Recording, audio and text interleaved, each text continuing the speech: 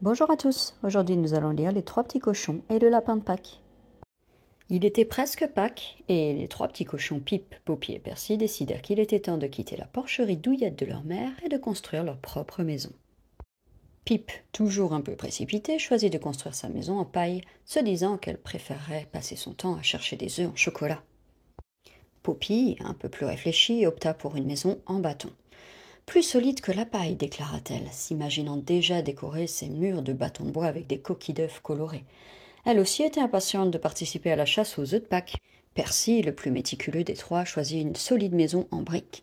La meilleure protection, marmonna-t-il, imaginant déjà l'endroit parfait pour cacher son trésor de chocolat. Il savait que le grand méchant loup, connu pour son insatiable gourmandise et ses tendances à voler les œufs, rôdait dans le bois. Pip, fidèle à sa parole, termina sa maison en paille en un éclair et partit en trombe à la recherche des œufs en chocolat cachés. Poppy, après un peu plus d'effort, acheva sa maison en bâton de bois et rejoignit Pip, trouvant un nid d'œufs en chocolat noir niché parmi les racines d'un vieux chêne. Percy, quant à lui, posait toujours consciencieusement ses briques, l'eau à la bouche rien qu'à la pensée des œufs géants qu'il avait vus cachés dans la prairie. Soudain, une ombre se projeta sur la maison en paille de Pip. C'était le grand méchant loup, ses yeux brillants de gourmandise.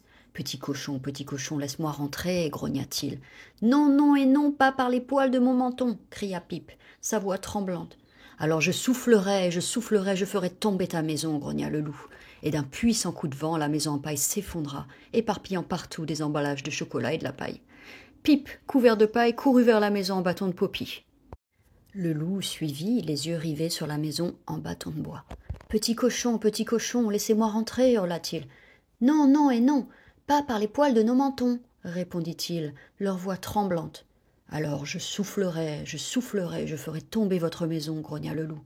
Il souffla, et la maison en bois vacilla, puis se brisa, envoyant des bâtons et des œufs en chocolat voler dans tous les sens. Pip et Poppy, couverts d'éclats de bois et de chocolat, s'enfuirent vers la maison en briques de Percy. Le loup, les yeux flamboyants, se tenait devant la maison en briques de Percy. Petit cochon, laissez-moi rentrer, exigea-t-il. Non, non et non, pas par les poils de nos mentons, crièrent-ils, leur voix remplie de peur. Le loup souffla, il souffla, mais la maison en briques resta solide. Il souffla encore, mais la maison resta intacte. Frustré, le loup décida d'essayer la cheminée. Il grimpa sur le toit, ses griffes raclant les tuiles. À l'intérieur, les petits cochons se serrèrent les uns contre les autres, terrifiés. Soudain, un doux bruit de tapotement résonna dans la maison. « Qu'est-ce que c'est » chuchota Poppy. « On dirait des bons » dit Pip. Puis une voix douce et chaleureuse remplit la pièce. « Ne vous inquiétez pas, les petits. » Par la fenêtre, ils virent une grande silhouette duveteuse avec de longues oreilles et un panier débordant d'œufs de Pâques aux couleurs vives. C'était le lapin de Pâques. Le grand méchant loup a volé tous les œufs en chocolat, dit le lapin de Pâques, le nez frémissant. Je ne peux pas le laisser gâcher Pâques. Alors que le loup descendait la cheminée, il atterrit non pas dans une marmite d'eau bouillante, comme dans le vieux conte, mais dans un grand trampoline rebondissant installé par le lapin de Pâques.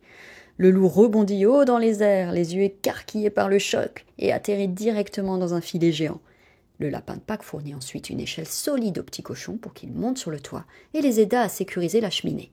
Maintenant, dit le lapin de Pâques avec une étincelle dans les yeux, faisons une chasse aux œufs de Pâques. Percy, Pip et Poppy, leur peur oubliée, rejoignirent le lapin de Pâques, trouvant des œufs en chocolat cachés dans tout le jardin. Le lapin de Pâques leur donna à chacun un grand lapin en chocolat et ils partagèrent toutes les friandises, sains et saufs, dans la solide maison en briques de Percy, apprenant l'importance de la préparation et de la magie de Pâques. Le grand méchant loup, quant à lui, emmêlé dans le filet, apprit une précieuse leçon sur le partage et le respect de l'esprit de Pâques. Et voilà, c'est la fin.